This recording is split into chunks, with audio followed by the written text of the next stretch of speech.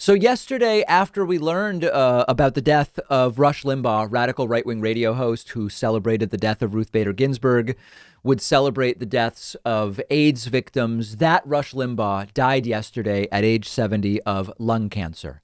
Donald Trump appeared on Fox News during the day in advance of his nighttime interviews on OAN Newsmax and Fox News. Trump called into Fox News during the day, sort of to eulogize Rush Limbaugh, but it was a very strange appearance. And it was self-centered, and it was rambling, and it was everything that at this point we would expect from Donald Trump. So let's jump right into it. He is succumbed to tears, and I was curious, what did he know was coming? So I did tell him beforehand, because we didn't have the power of not doing it. You know, Rush was very sick at the time. He was at a hospital in Boston. And I didn't want to do the surprise thing. I wish I could have done that, but we really didn't have that power of doing it, because it was a very difficult thing for him to come into Washington from where he was, and he did it.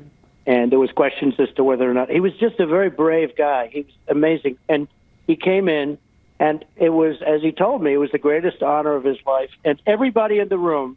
You're talking about the Republicans and the Democrats. You had half of that room went crazy. You remember the evening well, I'm sure. It was a very unique moment in our country's history, in a sense, because of who Rush is. But half went just absolutely crazy. The other half sat totally dead silent, but 100% of that room respected Rush. So complete delusions of grandeur, of course.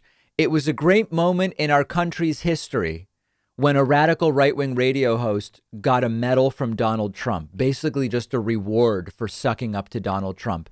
If that's a notable moment in American history, when Rush Limbaugh degraded the meaning of the Presidential Medal of Freedom, well, really, it was Trump who degraded the meaning of it and the value by awarding it to Rush Limbaugh.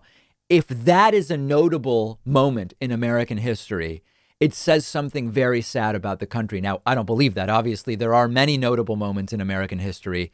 Trump handing the Medal of Freedom to a right-wing radio host because the radio host supported Trump, not exactly ranking high in moments of American history. And of course, that's why Donald Trump likes Rush Limbaugh, because Rush supported Donald Trump. And it's not true.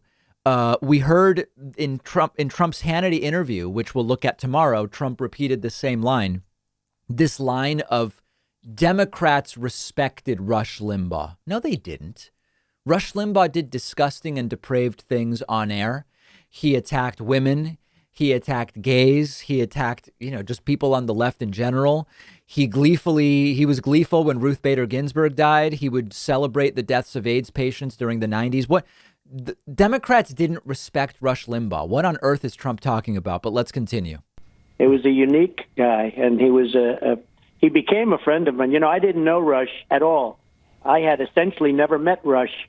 And then when we came down the escalator, he liked my rather controversial speech. I made that speech that was a little bit on the controversial side, and he loved it.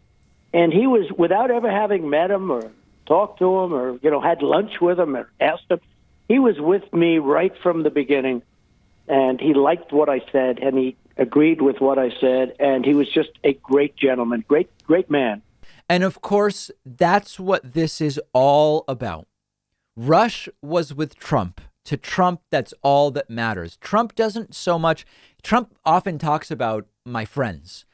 He doesn't really have friends. He has yes men and sycophants who he allows to remain around him for as long as they remain yes men and sycophants. That's what Donald Trump has, and that's how Donald Trump's relationships work. That's how he evaluates other people. Trump then uses Rush Limbaugh's death to repeat the long debunked lies about the election, that Trump actually won and that Rush believed it. Harris, what did Rush Limbaugh tell you after the election of November 3rd? What were those conversations like? Well, Rush thought we won, and so do I, by the way. I think we won substantially. And Rush thought we won, and he thought it was over at 10 o'clock, 10:30, it was over. And a lot of other people feel that way too, but Rush felt that way strongly, and many people do. Many professionals do. And I don't think that could have happened to a Democrat. You would have had riots going all over the place if that happened to a Democrat. We don't have the same support at certain levels of the Republican system, but we have great people as Republicans.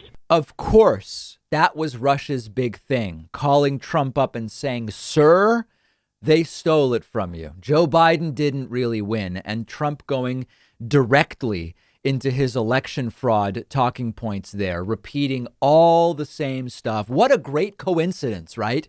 That Rush Limbaugh thought the exact same thing. So there's Donald Trump's initial sort of bizarre eulogy of Rush Limbaugh. He supported me and he agreed the election was stolen. So he was great. Well said, sir. Really nicely done. And tomorrow we're going to look at Donald Trump's interview with Sean Hannity, where he actually, it's not like urgent, so I don't feel the need to get to it today. We don't have time. But tomorrow I do want to look into it because there's some interesting stuff about 2024.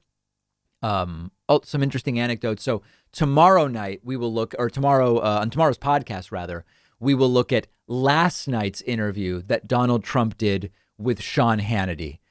In the meantime, we'll have to leave it there for today, much to the dismay, but also pleasure of different people in our audience. One of our sponsors is Privacy, a free service that protects your credit and debit card. I use Privacy every time I buy something online. I installed the app on my phone and the Privacy desktop browser extension. Now, when I pay for anything, Privacy autofills a virtual credit card number. The money's taken out of my bank account. I don't have to give out my real card number or banking info to anyone. You can create and delete the virtual cards anytime. I especially love it for free trials because I can destroy the virtual card number as soon as I give it to the company, and I know I won't be charged in the future. Privacy also has a feature called Shared Cards, which makes it easy to split payments with friends. Parents can manage a virtual card for their kid with spending limits. Businesses can manage virtual cards for employees to use for company expenses. There are premium plans available, but Privacy's regular service is totally free to use. And right now they'll give you $5 just for signing up when you go to privacy.com/Pakman. The link is underneath this video.